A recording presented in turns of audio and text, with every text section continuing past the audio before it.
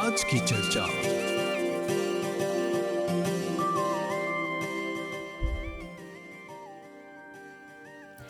आप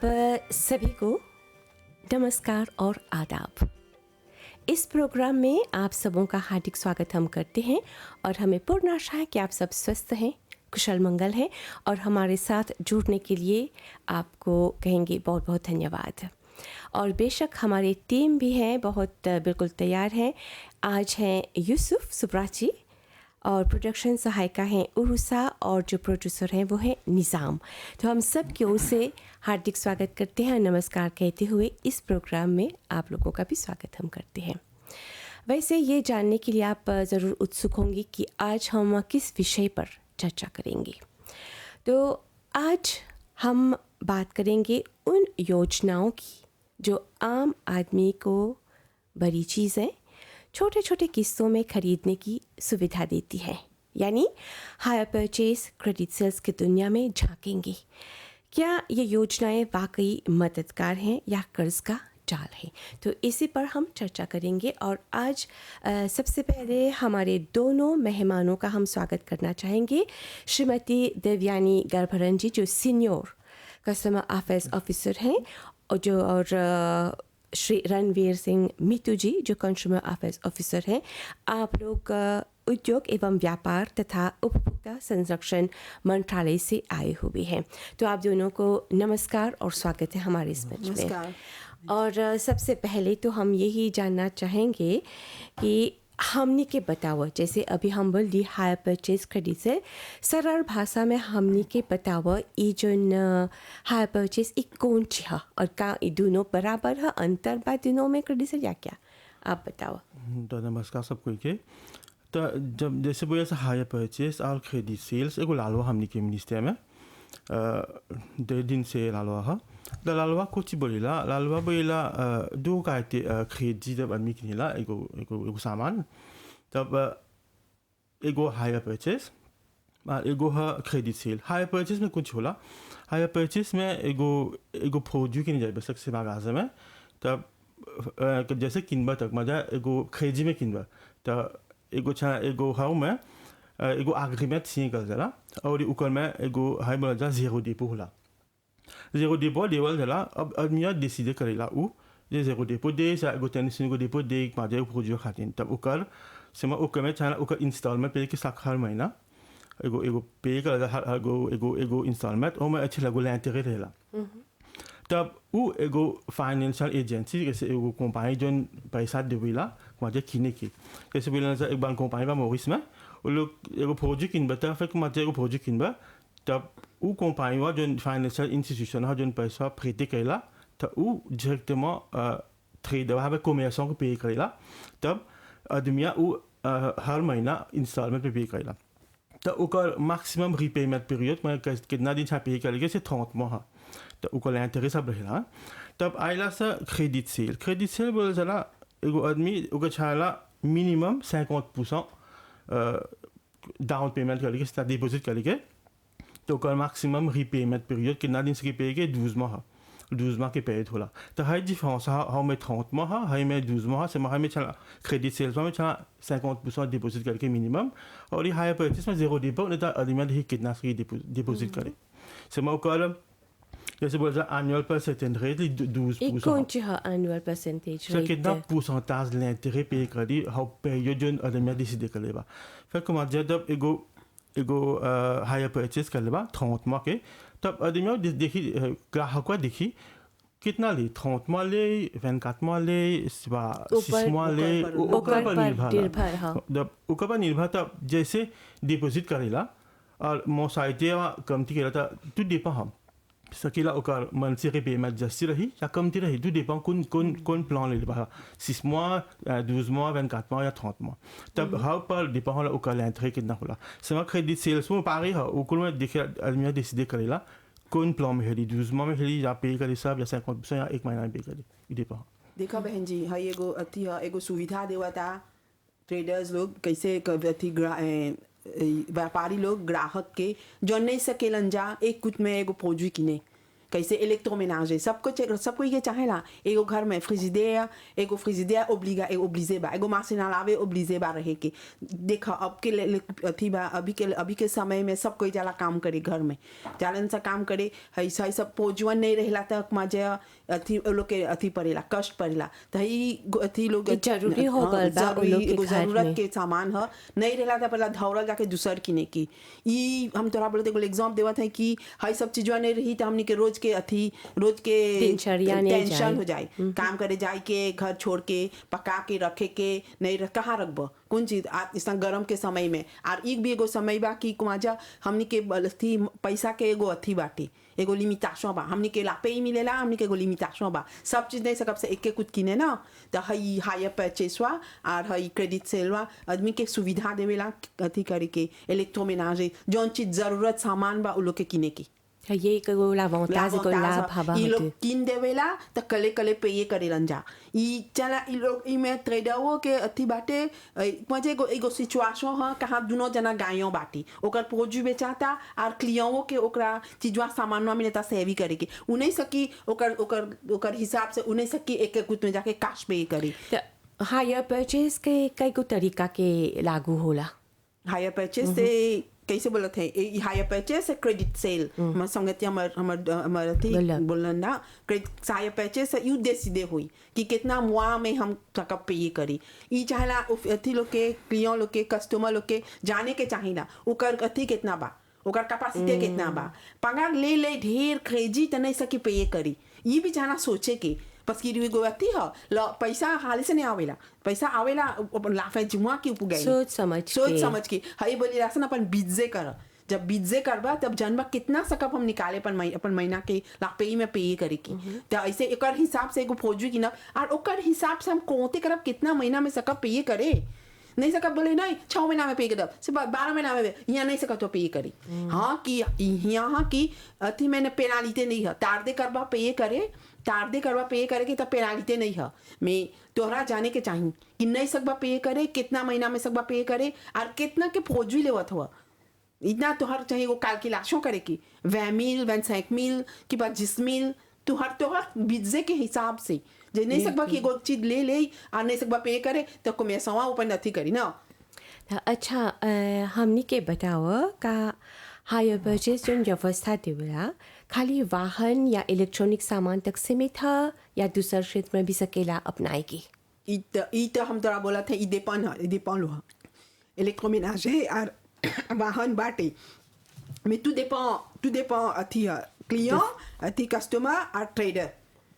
जाने ला सब चीज बा प्रेस सब चीज बाटे ओकर में ई dépend लोग कैसे लोग अपन अथी करी कैसे वो लोग अपन कॉन्ट्रैक्ट करी कॉन्ट्रैक्ट है पुतो है हायर परचेज एगो बाजिनाज नहीं हूँ कि कुमार हम तोरा दे देली तो तू नहीं पे कर ले इस बार पे कर ले वो एगो कॉन्ट्रैक्ट से करी ला जा और क्लिएंट कस्टमर के चला देखे के कौन सी सीए कराता पढ़े के नहीं जानला पढ़े के आने गो आदमी जौन जाने ला पढ़े तोरा एक्सप्लिके करी कौन सी हाँ कोई पे करता ना हम नहीं जाना तो इतना पे करके अब नहीं ले अब नहीं तो ऐसे ना ट्रेडरों के चाहिए जाने के दमिया जो लेवा था एक्सप्लिके करे के लेता लेके एक्सप्लिके करके कि इतना एगो चीज लेवा था इतना महीना के तोरा पे कर पे इतना देपो करी इतना लेते करी तो वो कस्टमर वो डिसाइड हो कौन चीज लेवा कि नहीं लेवा और सब चीज किसे तू बोला था कि हाई ने पे हाई कहते हैं जिस वाहन आ रही और इलेक्ट्रॉनिक्स ने एक बेकार पर नहीं लिमिटेशन नहीं है produit par limitation नहीं है वो dépend le client avec trader तो अभी कुछ क्षण पहले हमने पूछ ली जाके जो हायर परचेज जो व्यवस्था देवेला खाली वाहन या फिर इलेक्ट्रॉनिक सामान पर भी मतलब या फिर दूसर क्षेत्र पर भी सकेला अपना ई पर थोड़ा बताओ जैसे जाना नॉर्मल जब हायर परचेज हो रहा था हमने जैसे इलेक्ट्रोमेनाजे दिखला सा इलेक्ट्रोमेनाजे इस बार फर्नीचर और ही दूसरा काफ़ी कुवे करेला जैसे कि जैसे मन किचन फर्नीचर्स बा फर्नीचर वे बा जिनकी मैं सोफा वो सब में हाई परचेज खरीद से लाख लागू होला और ही जोन मन जाफे जोन कैसे कंप्यूटर कैसे मोटे बातों के वो सब और ही बान बिसिकलेट जब जब मॉब की नेता हो समय मिला सब क्रेडिट सेल हाई सब जैसे कुवे के जैसे को जैसे बोल लो कि इलेक्ट्रॉनिक के डिवाइस पर प्लीज हाई बा जिन चीज कुवे के है आका में और जैसे बा फर्नीचर बा जैसे बा मतला बा जैसे बा सब चीज आप किन बा सब चीज में हाई लालवा लागू होला। तो दिसंबर के महीना में बहुत खरीदारी होला इतना सब जाने ला जा दिसंबर के महीना में बहुत कोई खरीदारी करेलन जा। खरीदारी दो तरह के सकेला होई कैश और क्रेडिट। तो क्रेडिट के में खरीदारी करे एक तौदौस अभी कितना बढ़र बा ढेर बा इसके पीछे कोनो वजह से कुछ चीज़ पपोरी में क्रेडिट बा और हायर परचेज से सेल थी वेस्टमो पर बेचे लागन वेस्टमो ई क्रेडिट एगो दूसर जाफे है और जो हायर परचेज उ वेस्टमो पर ई क्रेडिटवा में जस्ती आदमी कौन जाला जाने लन सर कि ओकर पैसा उतना दिनवा में मिल जाए कि एगो आगाजमो करिला कि हम एक बरस में पे कर देव। हायर परचेज वेस्टमो में के जाला जेकर ओकर नई कैपेसिटी बा एक के कुछ पे करे के उ मजे हर महीना के निकाली उ डिसाइड होई कितना महीना के पे करी तो ओकर कैपेसिटी डिपेंड लो कैपेसिटी जाने ला टाइम वैल्यू फॉर मनी ई पैसा के वाले पे जुएला comprendre ना अभी के एन मिलियन आ 10 बरस के बाद के एन मिलियन पागे नहीं रही तो दमिया अपन हिसाब से जिए लन जा comprendre ना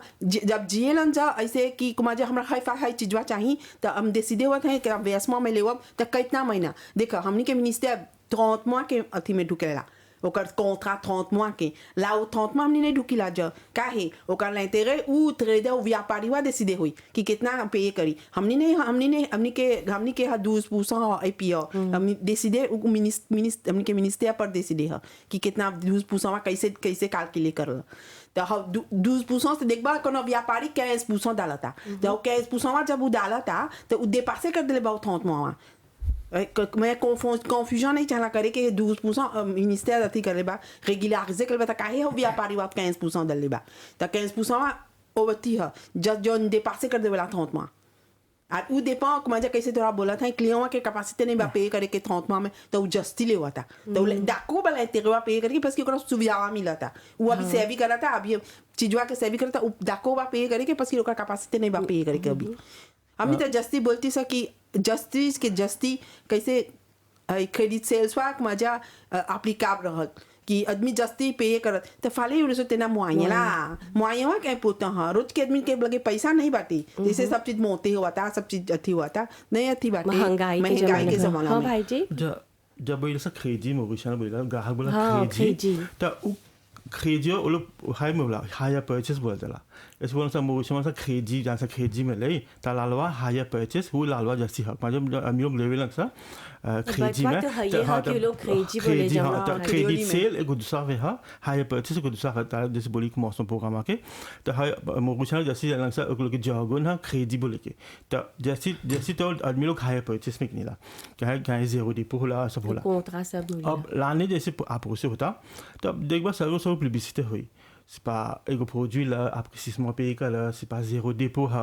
तो है सब दाफन के है हम ग्राहक लोग बोला सा कि चला देखे कि zéro dépôt का कुछ बोला था तो के mensualité कितना हुई ओकर फ्री झला एगो दाफे किना 20000 तब देखा जब पे के बता 40000 होगा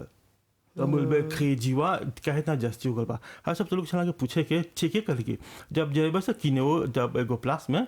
तो ओकर फ्री ऑफिशियल हैला कितना फौजिया है कितना पे करके चाहेला कितना एपीओ 12% सब चीज़ पूछे के देखे कितना कैलकुलेशन होला तब बोले के चाहेला और आलू को दाफे बोला जैसे बोली को मौसम में एगो फाइनेंशियल एजेंसी जो पैसा देवेला पे करेला ट्रेडर को मेसों के फिर को माजे तब एगो लॉजिक किनला स्पागो टेलीविजन स्पागो पोताप किनला पोताबा टूट गल तब पारे एगो लालवा हली गारंटी के तो हम मिनिस्टर आई तब जब गारंटी होला तब पोताबा बनाओ था तब ओकर mensualité ou le qui tient à continuer payer quelque parce que le contrat que les bas compagnie financière c'est trader commerçant ou ben c'est pas pour t'avoir seulement financial institution ou payer que les bas commerçant que ça va être ça grahak ou contrat signé que les bas commerçant c'est नहीं ha financial agency va signé que les bas तो aucun débat ba जब को problem को produit में तब जाए trader वाला के बनाई seulement जब खरीदवा लेता हूँ तब बना के तब ओके कंटिन्यू चला पे करके हर फाइनेंशियल इंस्टीट्यूशन का है बस की उल कोंता करबा हुआ पड़ी तो आदमी लोग पफा एगो एगो एगो एगो कंफ्यूजन में रहे लंग सा काहे को मेरा सवा लागे उकिने बा त काहे को मेरा सवा के चला पे करके तो उल उल कोंता करबा दूसरा प्लस पे करके तो हमें छाना ओके कंटिन्यू पे करके हुआ जब फौजियों को फोन में था हमने को दूसरा लालवा हेलेला गाँव छी के जब देखा सब कुछ होला इलेक्ट्रॉनिक के लालवा हेलेला तब फौजिया बने आदमी लोग पहुंच केला एगो फौजी टूट गल अब हमने पे करब तब वो लोग फाउ कंपाई जहाँ पर लोनवा दिले बा लोग के पे गए कंपाई में के अब कंपाई से के वो लोग को पुसीव करे तो लोग पहुँचता ना फौजिया ने छबा हम नहीं पे करब तब वो लोग के छाना देखे के एजेंसी वा से कौन आँखों से इनसे करे तब पे मुआ करे इस बार तार दे के या आगे के या ढेर बार आपके त मान ल एक जना एगो मौसवालिते खाते हो गल बा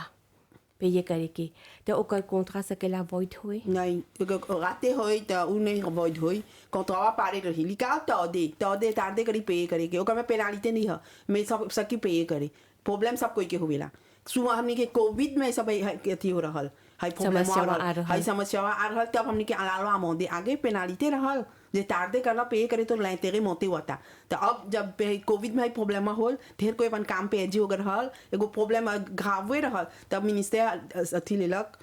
कुछ एक्शन लेलक कि पेनाल्टी नहीं रही अब पेनाल्टी नहीं बा तो सुनियो पेनाल्टी नहीं बा तोरा पे करे तो तू चला तो एगो रिस्पॉन्सिबल अथी ग्राहक करीते काम करे के कि 30वां में देले हवा तब 30वां में मैम तार दे करला पे करे विजिन 30वां में तू पे कर द जे 30वां दे पासे कर देला तब हम नहीं सकब से कुछ ढुके ना का मैं सब चीज पारी है गारंटी जब टूट जाए प्रोजुआ तो ओकर सब जेब ट्रेडरवा के देखे व्यापारीवा के हाउ आसंसवा के नहीं जेब देखे बस जहाँ किनले हुआ हुए पर जाए देखे के तो वो एगो मजे फाइनेंसिंग एजेंसी है कि ओकर से तू लोन ले हुआ वो पे कर दे वो एक एक पे कर देलक मैं गारंटीवा पारी है करेक्ट आर जी हाई बोला तो तार दे होल 1 महीना से बाद 2 महीना तो विजिन 30 मंथ में तोरा चाहिए सेटल कर दे के कोंतवा जब नहीं सेटल करबा तो अब हमने नहीं होते अब सा तो हाई तोरा बोलते कि हमने के लालवा आमोदे होते रहेला हमने कैसे बोली लाजा हमने है ऐसा सुने के और आज के जीवन में जिए के कि चाहेला हमने के आमोदे करे के जैसे ग्राहक लोग आए तो अपन कंप्लेंट करे लंसा सजेशन देवे लंसा हमने सब सुने ला सा हमने जमाना हमने के मिनिस्टर जमाना के साथ चलेला इतनी में नहीं सकब से हमने आउटडेटेड रहे ना बस की प्रॉब्लम हुआ बात है चाहना देखे के सुविधा देगी हमने के हाई तक काम हमने की तो आजकल जन देखेला जा हमनी के नौजवान जन ह युवा पीढ़ी जन बा मोबाइल लैपटॉप बाइक टैबलेट खोजन सा खरीदी में खरीदे करेगी तो क्या ये सही है या नहीं जाने सब वो कस्टमर है ना वो कंज्यूमर वो ग्राहक सबके वो ग्राहक है अब हमने के युवा पीढ़ी में जैसे बोला था डिपेंड है अब वो लोग नहीं जाए ना जो लोग लाज होने से लोग पाँव को बोले जाए कि के अब हम जैसे हमने बोल सा हाँ अच्छा भाई गुजाफे लोग के चाहना मैं अप टू डेट रह के टेक्नोलॉजी से तब किने के अच्छा बात में अब खरीजीवा के छाना देखे के ओकर पाहों के जैसे लाफेलाने आवेला जैसे बोला सा एगो बीज छाना करके जैसे जाना लाफेलाने में सबको बोला सबके वो काटे डिप सा लड़का निमन से कल वाले एग्जाम में एगो पोता भी सा एगो लैपटॉप दे सा तब जैसे हम सब बोला सा एगो बीजे करके अच्छा हाँ पाहों का अच्छा अपन लड़का के विद्यार्थी को जाफे समझ छाना देखे को बीजे में रहे के पसी जब जहाँ भी आवेला था तब लिकोल है लेला स्कूल मटेरियल चाहिए किने के छालो के देखे के बना फिर बेसिक नीड्स किने के तब दिखा जरा किने से सब नहीं समा मोरिस में को ट्रेडिशन हो गल बा जैसे लाफे लाने वाला तो छाना ढेचित किने के दे के लड़का लोग के समा जैसे हमने बोला सब लोग के छाना एगो कंसोमेटिव इंटेलिजेंट है के देखे के बीजे कर लिखा कुछ करे के बा मतलब इमा लाभ और हानि दोनों बा हाँ दोनों पेज के छाना दोनों बाई में छाना दोनों को बैलेंस करके दिखा कहाँ पर जाता जो एगो लैपटॉप किन बस बा ढेर महंगा बात चलो कुछ आप तो पे कि ना गोतनी कम थी के वो चाह रीपेमेंट जैसे बोले सा हाई लालवा में रीपेमेंट पीरियड चाह देखे की तो रीपेमेंट पीरियड जस्ती रही तो लेंथरी जस्ती रही पे जस्ती ना करे के तो रीपेमेंट पीरियड कमती रही तो कमती चाह पे कर डिपेंड आदमी कौन कौन कौन ऑप्शन समझे करता डिपेंड ओकर हानि बा ओकर दोनों को दिबा लोग चला को बैलेंस सके के अच्छा दोनों प्रणाली जो हाई परचेज और क्रेडिट सेल इनमें रिस्क कौन उठाता है खरीदार या सेलर हाई मैं रिस्क बोला तो कितना बाटे किने अथिया में वेस्मो में किने के देखो जैसे तू किनत हुआ वेस्टमो में और काश में पहुंचुआ पारी हुए तो ना मिली कौन ना बस कि एगो व्यापारी ओकरो कर सोशल रिस्पांसिबिलिटी है एगो क्लियों के फर्स्ट का लगता है 10 गो क्लियों नहीं आयु को लगी मजा एगो मार्केटिंग स्ट्रैटेजी है कि हम बेचब निमन से तो हमारे क्लियों रही हमारे क्लियों तेल रही तब एगो चीज निमारू बेचब तो क्लियों नहीं आए मुँह बोला वो बोली और देखा तो कैसे थी टेक्नोलॉजी जाता अब एगो चीज जब कम एगो बुरा काम होता था सगरो औचे पे ही जान जाता तो ये एकर में कोनो अथी नहीं है जैसे तू कैश किनबा और क्रेडिट किनबा हवे हायर परचेज किनबा ली पारे ली ओकर चीजवा अथी पारे है ओकर फासों ओकर तरफ même produit मिली जिसे ओकर पेमेंट की डिफरेंस है कैश पे करबा तो l'intérêt नहीं पे करबा comprendre ना अब हमार नहीं बा उतन कैपेसिटी तो हम जाब ले वेस्टमो में किने जब वेस्टमो में किने तो हाउ प्रोजुआ मिनी सम जस्ती पे करब avec le temps हम सेव करत है हाउ जन सुविधावा देवा था बेली कुवे फ्रे mais सम मामा पे जब एगो आदमी के पैसा बा तो कैश प्रेफरेबली prend कैश हमर देखा कब कबो आतान करी ला जा ये देखा लाफे लाने बाटी चलक मजा अपन कपान घुमाई की l'information ले की comprendre ना कि कब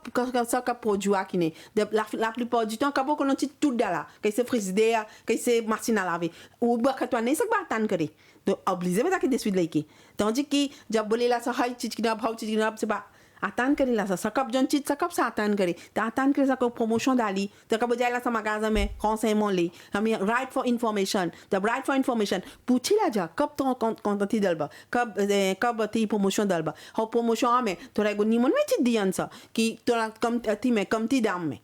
जब कमती दाम में मैम कैश में मैम क्रेडिट थी में मैम और हायर परचेज में थोड़ा को सुविधा मिली थोड़ा पैसा कमती पे करबा अथी लेते गो पाए रही में कैश प्राइस वा कमती रही तो तू लोग के मंत्रालय में मतलब स्टैटिस्टिक के हिसाब से महीना में कितना शिकायत मिलेला जब शिकायत ली है एवरेज बोला शिकायत ढेर का शिकायत है ना तब जैसे बोला शिकायत एगो आवेला एगो 500 वैसे आवेला 500 या 400 आवेला शिकायत 500 तब आवेला हाँ हर रोज के शिकायत आवेला हमें लगे हर रोज के एगो हमने को हॉटलाइन संगा था बैंक में हर रोज के शिकायत होला 20 को मिनिमम रजिस्टर होला सीता 15 होला तब हर रोज के शिकायत आते होला आवेला टेलीफोन पर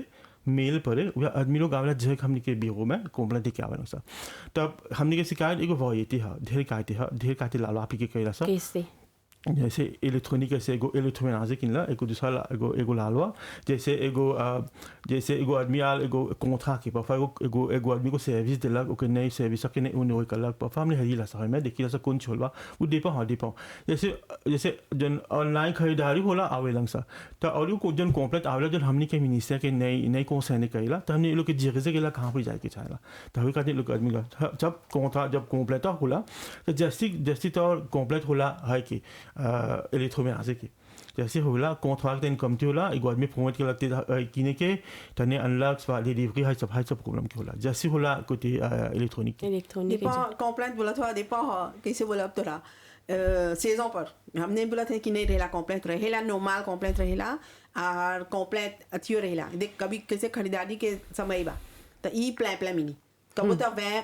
डिपासी हो जाला कबो कमती मिलेला जब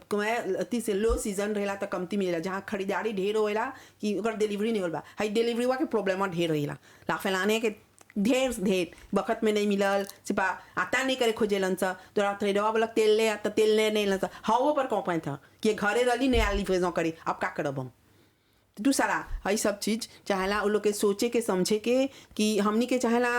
कैसे बोला एगो bon l'entente चाहला रही के commerçant avec consumer में जे l'entente नहीं रही तो complaint plein रही हमनियों के कुमाजा हमनियों के लिमिटेशन बाटे नहीं सकब सब चीज में ढुके बस की फेया ओकरो ट्रेडवा उ प्लानिफाई कर देले बा कब लिवरेजन करी कब जाए तो अब एगो कफा एरे हो जाला कंपनी के जना कि एरे हो गल तो उ लोग के ओलिए हमनी लगे आवेलन सा कंप्लीट तक उ लोग के जना पसे किन देले वन सा पे कर देले वन सा कॉन्ट्रैक्ट लिख देले वन सा तो लोग के तनी जना सुथी करे के रिस्पांसिबल होई के ओनेट रहे के जैसे पिछला प्रोग्राम में तू लोग के बोलन सा के मतलब एक समय चाहे डिलीवरी करे के न कि देर रात के न कि नहीं सब बच्चे के करे एगो पे वो हमनी के सब कंप्लेंट तो ढेर मिलल बा कि सीए कर देले वन सा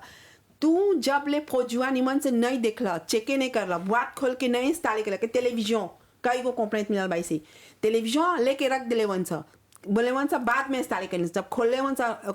कर तिलेकों काके बा तो सिए कर दिले अब नहीं सकब हमने आ लेकों में कहूँ नहीं लापली पहुँचता लेकों में कथी नहीं है गाँची नहीं है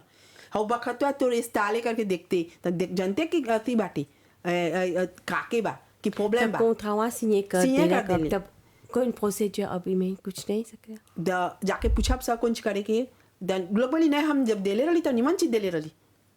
कौन ना वो कैसे रखला उन्हें ना बोली कैसे का होल तो तोरा उ मजे खोजता पर लाभोताज मिले के तो कोनो ट्रेडर रहेला नहीं बोला थे बातचीत करी ला जाता बोले लन जा देखिया हम इतना करब कि इतना कुते हुआ था लेको नहीं ढुकेला अति गाँची में ओकर वारंटी कंडीशंस स्पेसिफाई कर देवेला काहे कि नहीं ढुकेला लापली पहुँचता तो उ बोलेला हम बना देव कि इतना पैसा चाहिए इतना में हम कर देव तब ओकर से लोग से पूछिला तो एगो मार्केटिंग स्ट्रैटेजी है कि कमती में बना दे बस बेच ले बा नहीं सेवी कर ले बा वो भी एगो सोशल रेस्पॉन्सिबिलिटी है ना कि हम एगो चीज बेचली बेली पा फेल इन्फिनी बेसमा क्लियवा के चाहिए उन्हें रहेगी उन्हें नरबे तो ढेर चीज अति रही दावेलन सा झूठ बटियालन सा पाक उठा के कहाँ रखलन सा कौन चीज करलन सा नहीं बोलेलन सा हाँ ये बोली जब सिए करब एगो फौजी तो तोरा चाहिए चेके करे के कब वो रात के आवेलन सा चेके करे लिवरेजन करे हम लोग के जैसा सेज के ओकर गोड़ काके बा नहीं चेके कर ले जा तो हई सब चीज चाहना चेके करे के ये हमनी पर नहीं है तू एगो रिस्पांसिबल सिटीजन करीते कंज्यूमर करीते अपन तू अपन तोहर हक चाहिए जाने के अपन अधिकार के चाहिए जाने ई भी है कि माँ बाप के जौन आदमी लोग मजे तनी आजे हो गलवन सा उ लोग एक मजे अरे ओफे pas qu'ils sont âgés mais जौन मैं अपन जजमेंट सकी सर्वी कर जब लिवरेजन ले तो सकी देखे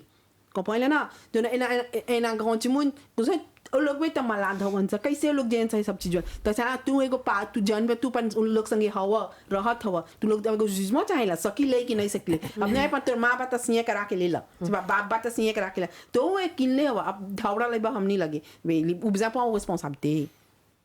no जैसे मजा लाफे लाने आवता तब ग्राहक लोग के चालों के सावधान लेके कैसे ज़्यादा सब चीज़ किने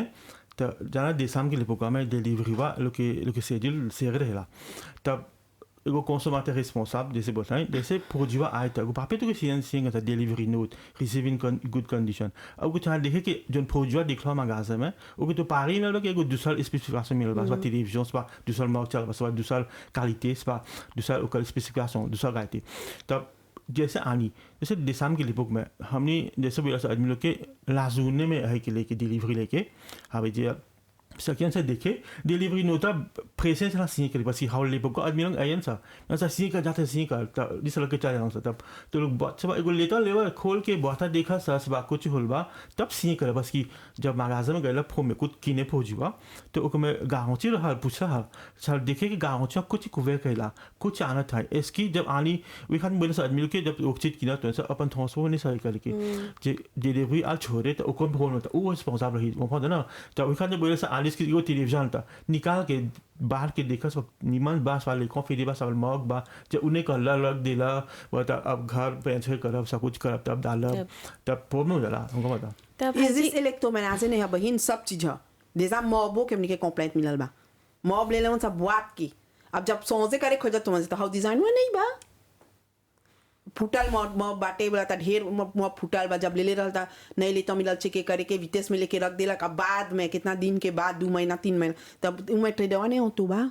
तू अपन रिस्पांसिबिलिटी नहीं काड़ी कर लेता वो कैसे तोरा अथी करी अब जाके खोजे उहू में ओकर मैम डिजाइन मिले के फैशन नहीं बाटे सब त बेचा गल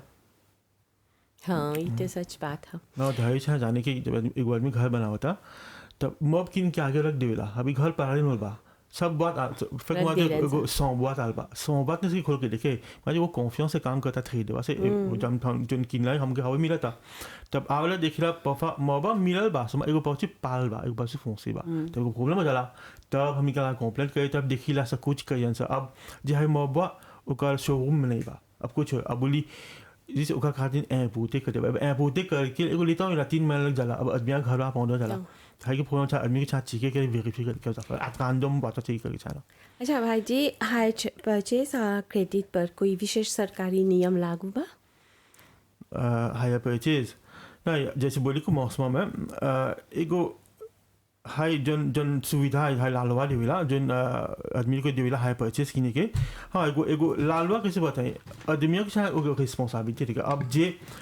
एगो ट्रेडर ने से कि माजे हर बोला जाए को में ऐसा जब जाए तो जहाँ पर कीना था हर सब इंफॉर्मेशन ला लालवा बोलेला चला हायर परचेस को लालवा छा रही के ओकर कितना फ्रीबा कितना के क्रेडिट होता कितना मोसाते छा पे करके अब हर महीना कितना महीना में कितना छा पे करके हर सब जब एगो दफे किन जाता चला ओकर प्राइस तक में रहे के हर लालवा बोलेला ट्रेडर छा डाल के यदि नहीं डाले तो एगो ऑफेंस डाला वे खातिर जब बोले आदमी लोग के सब देखे के कौन कौन छा देखे कितना पे करके छाला इतना पे तो कितना पे कोई जे थोटमा के दलेबा ओकर प्राइस तक में था अलीबक छा पूछे कि जे हम वेमा में पे कर कितना हुई कैलकुलेट के पूछे कि तो बीजे के दौरान छा दे के कुछ सकबो सकिने कितना मौस के पे करके हर सब लिखा रहेला ओकर फ्री जहाँ लिखा रहेला कितना कास्फास पे करबा कितना हायर परचेस पे करबा और इंस्टॉलमेंट कितना पे करी और पुछताछ कितना छा पे करके और सब छा लिखा फ्रीवा में छा लिखे के जे न रही तो नहीं छा कि कैसे वो कस्टमर रिस्पॉन्सिबल चाहे नहीं रही तो नहीं कि ना समझाए ना देशा में लोग इसमें ढेर चीज़ किने ला सब छा रिस्पॉन्सिबल है किने के देखे के समाचे के बार के कुछ किना तो सब इसकी है पहुँचो अच्छा बा कि नहीं तब हर सब इंफॉर्मेशन के छाना मिले के दिन राइट टू इन्फॉर्मेशन है तब राइट टू चॉइस है जब इंफॉर्मेशन मिलेला तब ना सुबह को स्वास्थ्य कौन पहुँची कि चाहेला तभी का दिन हायर परचेज बोला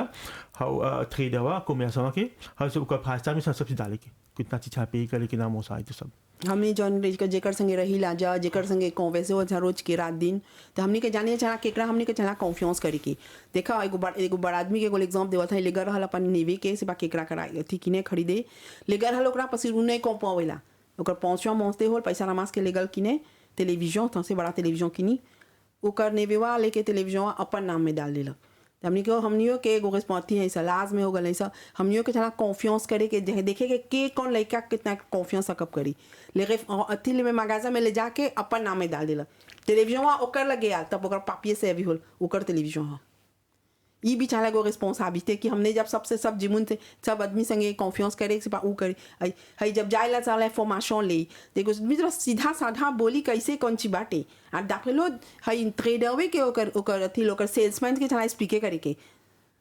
स्पीके करे के कौन सुविधा देवत है तोरा हर एक इतना पे इतना बा पसी पापियों में कोई नहीं को पावेला हई तनी कहीं देखबा कैसे लिखल रहेला बा इतना महीना में पे करबा सब कोई नहीं सके अति के डिशिफ्रे करी देखो एगो जौन आदमी समझदार बा ओकरा लेके जाए के संगे उ तोरा स्पीके कर दे आ कोंथा सिए के आके आते निमन से चाहना जान पहचान करे के कौन ची बा कौन चाहता कर हमरा गाँची देलक कई कितना दिन के गाँची देलक कौन पॉच पर गाँची देलक आर जब पापिये सिए करत है जब कितना डेपो देवब हर महीना कितना पे करब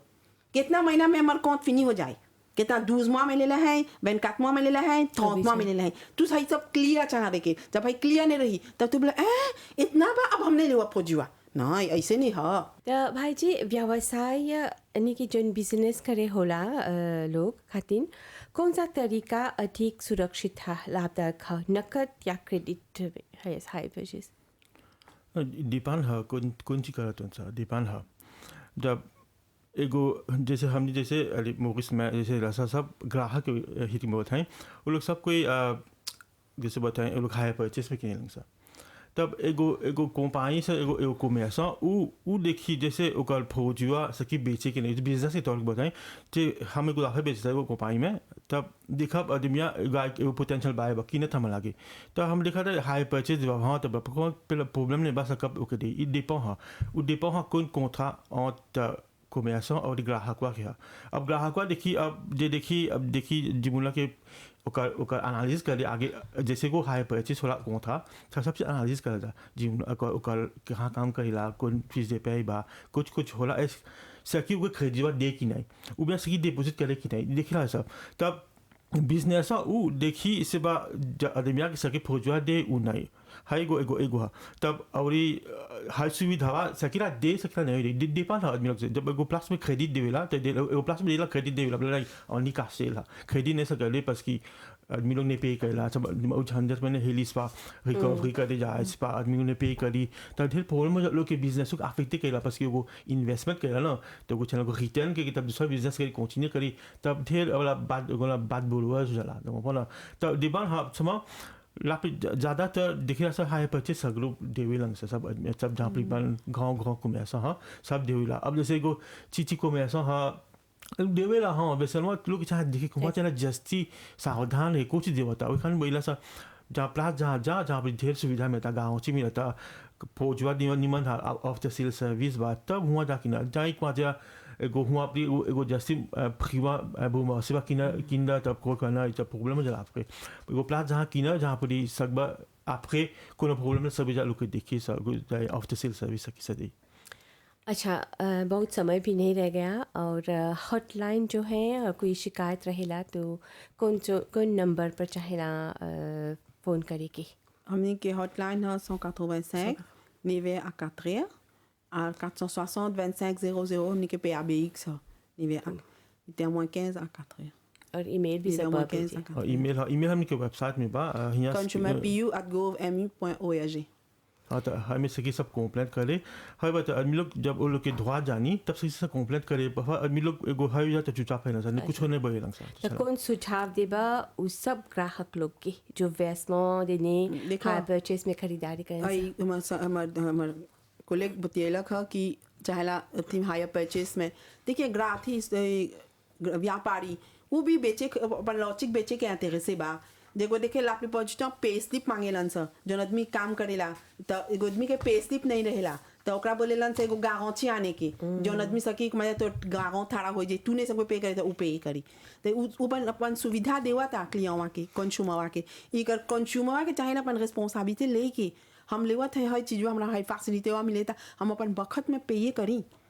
यही मैं कि कुमाचे हमनी अथी हो जाला सर और पोजुआ जब प्रॉब्लम बाटे तो कर गारंटी बा रंट्रे होला within 30 months तू एगो गारंटी देले बा से बा कितना मंथ देले बा 1 महीना 6 महीना से बा एनो तोरा चाहला देखे के अभी ये तो एगो कंप्लेंट मिला 30 कितना 30 माह के तन को नहीं सर्वी करा अपने से टूटल अपने से नहीं टूटी डिजाइन एंड एगो चीज चाहे एगो एलिमेंट मिसिंग बाय कर मैं कि सर्वी करला कि टूट गया और जो ट्रेडर बोले तोरा नहीं अथी होई ट्रेडर है एजेंस पेमेंट जब प्रॉब्लम जब कोनो प्रॉब्लम होवेला प्रोजुआ से जहाँ आजोस पेमेंट वाला के नहीं जाए के ट्रेडर जहाँ किनला वहाँ जाके बस कि आजोस पेमेंट वो पे कर लेबा तोरा सुविधा दिले बा पे करेगी तोर सुविधा नहीं दिले बा तोरा गाँव में ढुके की अब हम आरते करब हम तोरा क्रेजी ले है तोरा आरते करब पे करेंगे तो वो कहाँ से आनी कई गो आदमी के दिले में तू कहाँ से 9 लाख पे मैंने काम करा था। अच्छा भाई अंत में क्या बोलबा जैसे बोला फिर से बोला वैसे लाफेलाने होता एगो था जिसमें एगो न्यू जाफे के घर में डाल के न्यू लाने को मस करके हाई बोलता एगो ग्राहक लोग के चैनल के रिस्पॉन्सिबल लेके देखे कि इसके हो जाफा चाहेला किने के कि नहीं जैसे एगो लागे बा जाना लाभी जैसा से हो गल बा सब चीज मौते हो गल बा बेसिक नीड के आगे देखा जब देखबा चाहेला जाफा ए पोतो में तब जब एगो कोठा में हिला तो देजा वो डेट बा तो लागे एगो दूसरा था किना था कोई सब कोई किना था मुझे हमू किनब कहा नहीं तो तुलो उल छना छना जाने के कुछ ही जातो सकिने इसके हम पहुंच तो बीजा बाकी नहीं वो लाको सब कोई किना था हम तो किने नहीं ऐसे नहीं चला करके वे खान चला उनके रिस्पॉन्सिबल है के जैसे बोला चला कुछ शेयर ऑन डेट मान लो और डेट पर कापापन डालने जाए कि नहीं तो आप वो लेबो का नहीं संग से पे करी तो कंपनी के पुष्टि करी हो कहते आदमी को ला रिस्पॉन्सिबल है के देखे के आगे तब एगो कौन था में लेके। तो आज की चर्चा में हमने जाना कि कैसे हायर परचेज और क्रेडिट सेल से हमारे खरीदने के तरीक़ों को पूरी तरह बदल दिया है।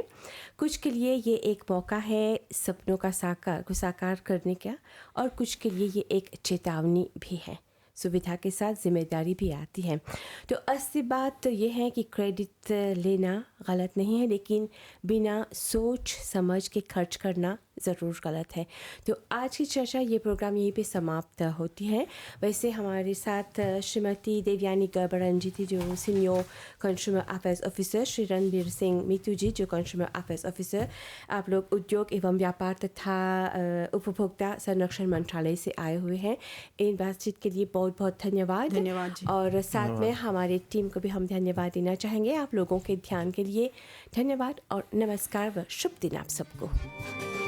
आज की चर्चा।